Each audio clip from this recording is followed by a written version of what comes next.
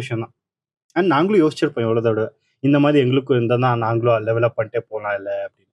So அதெல்லாம் fulfil பண்ற மாரி இந்த அனிமேஷன் இருக்கு. அண்ட் அந்த monster designs, fights, battle scenes எல்லாம் ரொம்ப நல்லா இருக்கு. ஃபர்ஸ்ட் வந்து Berserk all time favourite. Second Attack on Titan best story based anime ever. அதுல வர ஸ்டோரி மாதிரி யூனிக் ஸ்டோரி மாதிரி நான் படத்துலயும் பார்த்ததில்ல, புக்ஸ்லயும் படிச்சதில்ல, அனிமேலயும் பார்த்ததில்ல இதுவரைக்கும். அதுக்கப்புறம் தேர்ட் வந்து இது ஃபுல் மெட்டல் ஆல்கெமிஸ்ட்.